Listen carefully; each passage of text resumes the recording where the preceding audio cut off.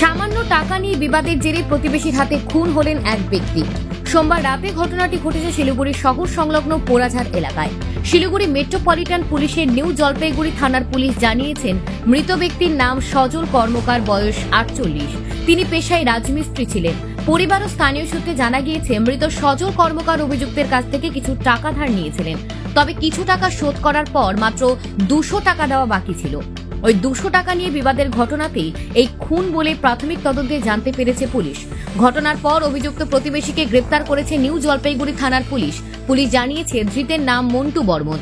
সোমবার সন্ধ্যায় টাকা নিয়ে মদ্যপ অবস্থায় দুজনের মধ্যে গন্ডগোল বাধে। গন্ডগোলের মাত্রা অতিরিক্ত হয়ে যাওয়ায় বচসার পর দুজনে হাতাহাতিতে জড়িয়ে পড়েন। পরবর্তীতে মৃত ব্যক্তির ওপর একটি ধারালো অস্ত্র দিয়ে হামলা চালায় অভিযুক্ত। ছুরির গভীর ক্ষততে মৃত্যু হয় তার।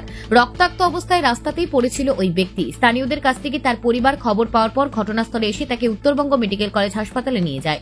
উত্তরবঙ্গ মেডিকেল কলেজ হাসপাতালে চিকিৎসারত সজল কর্মকারকে মৃত বলে ঘোষণা করেন। এরপরই বিষয়টি নিয়ে নিউ জলপাইগুড়ি থানায় লিখিত অভিযোগ দায়ের করেন মৃতের মেয়ে শুক্লা সাহা।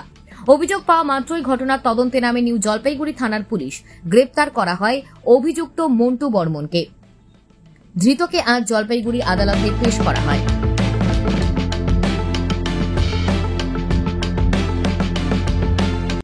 যেটা হচ্ছে যে গতকাল যে যখন আপনার স্বামী বাড়ি থেকে বেরোলো তখন কি বলে গেল? আমাকে বললো, আমার স্বামী ঘুমের থেকে উঠলো, উঠে আমাকে বললো দাড়ি কাটবো, লেজার দে। আমি দিলাম। চান করলো, চান করে তুলসী গাছে জল দিল, দিয়ে আমাকে বললো রুটি বানাইতে। আমি রুটি বানাইছি।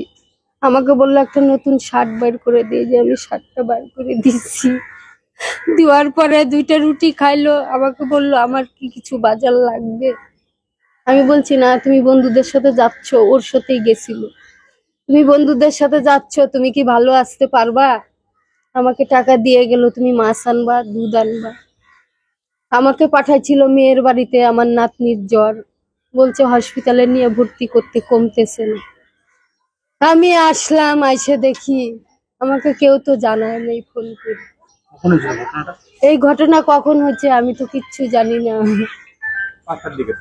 আমি কিচ্ছু জানি না। এসে আমি জানলাম আমার ঘর দুয়ার অন্ধকার, লাইট জ্বালানো নাই। আমার বাড়ির পাশে দেখি আসে একজন দাঁড়ায় আছে বাইক নিয়ে। আসলাম, দরজার সামনে দাঁড়াইছি, চাবি নাই। তখন আমাকে ও বলতেছে, কাকি তুমি কিচ্ছু জানো না। আমি বলি না, আমি তো কিচ্ছু জানি না। বলে কাকি তুমি কিচ্ছু জানো না? আমি বলি না। আমি বলি দেখো আর কি করবা না, তোমার কাকুকে কি তোমরা থানায় টানায় দিছো? বলে না কাকি, পাশের বাড়ির লোকটা বলে তোমার কাকুকে কোবায় কাটে ফেলাচ্ছে। আমাকে এই কথা বললো। ওর সাথে গেছে বাজারে, বাজারে গেছে, বাড়িতে আসে, ঘরে বসে আবার মদ খাইছে। খাইয়ে দেয় ঘরের থেকে কি যে হয়েছে, বাগানে নিয়ে যায়। টাকা পয়সার কোনো লেনদেন ছিল? হ্যাঁ, না, ওইটা বলে দিছে আমাকে। আমার স্বামী আমাকে ফোন করে বলছে আমি টাকা দিয়ে দিছি। আমরা শুনলাম যে 1000 টাকা দেওয়া হয়েছে, 200 টাকা বাকি ছিল। হ্যাঁ, ওইটা জানি না আমি। আমাকে আমার মনে কি হচ্ছে এই টাকার জন্য মেরেছে? ওর সাথে তো কোনো শত্রুতা নাই। এর আগে একবার ঝগড়া হয়েছিল, কিন্তু ওরা আবার মিলে যায়। এই কিছুদিন আগে ঝগড়া হয়েছিল, তখন ওরা আবার মিলে গেছে। দারু খেয়ে ঝগড়া করছিল, কিন্তু এরকম ওর সাথে কোনো দুশ্মনী ছিল। এই টাকা নিয়ে কোন রকম ভাবে কথা বিতর্ক বা চেতো বা কিছু? সেটা তো আমি জানি না, আমাকে তো বলেনি। আর কি চাচ্ছেন আপনি? আমি কি চাচ্ছি, আমার স্বামীর প্রতিশোধ চাই, ওর যেন ফাঁসি হয়। আমি এটাই চাচ্ছি। আমার স্বামী তার নামটা কি? ওর নাম হচ্ছে, আমরা তো জানি না কি নাম, কিন্তু সবাই লম্বু লম্বু ডাকে, কিন্তু আমরা তো ওর নামটা জানি না। ঘটনাটা হয়েছিল অ্যাকচুয়ালি আমরা বাড়িতে ছিলাম না, বাড়িতে কেউ ছিল না, বাবা একাই ছিল। তো যিনি মারছে তিনি আমাদের বাড়িতে গেছিল, গিয়ে বাবাকে ডেকে নিয়ে তাদের বাড়ি গেটের সামনে ওই কি কাঁচি না কি বলে ওটা দিয়ে গলায় আর হাতে আর পেটে কমেছে একদম। মারলোটা কেন? মারলো 1200 টাকার জন্য। 1000 টাকা দেওয়া হয়েছিল, আর 200 টাকা দেওয়া হয়নি 200 টাকার জন্য। ওটা নিয়ে ওদের মধ্যে কি হয়েছিল আমরা তো জানি না সঠিক, কারণ আমরা বাড়িতেই ছিলাম না। আমরা ঘটনাস্থল আমাদেরকে পাশের যে উনি মহিলাটা আছে উনি কল করে জানানো হয়েছে, তারপরে আমরা আসছি। বিকেল 5টা। সেরকম তো কিছু ছিল না। এখন কিসের জন্য হয়েছে আমি তাও জানি, আমি শুধুমাত্র জানি ও টাকা নিয়ে হয়েছে।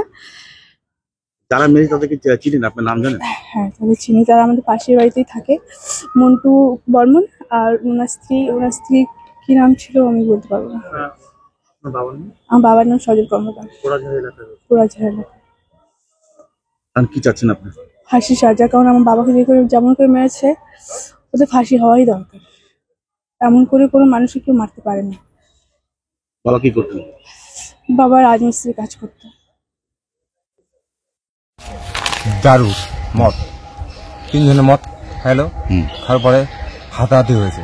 হাতাহাতি হওয়ার পরে ঠিক আছে কি করলো, ঘর থেকে চাকু আনলো।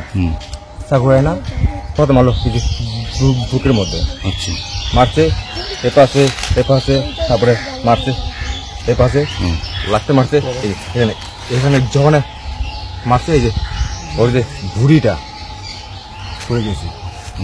কেন মারলো, কিসের জন্য মারলো? হয়তো আগের হয়তো কোনো দুশ্মনী হয়তো। যে শোনা গেছে যে ওনার কাছে সজল বাবুর কাছে লম্বু মিস্ত্রি তিনি 1200 টাকা পেত। পয়সাটা দিয়েছে ওনাকে। আচ্ছা, আর কত 200 টাকা আমার সামনে আর 200 টাকা পেত। হ্যাঁ 1000 টাকা দিয়েছে, 200 টাকা পাবে আরো, ঠিক আছে।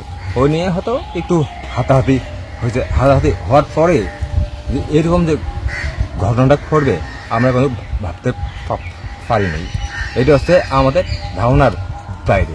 দাদা, আপনাদের এলাকায় আপনাদের এই এখানকার স্থানীয় লোক সজল বাবু মারা গেলেন, তো এবার দোষী ব্যক্তি কি শাস্তি দাবি করছেন?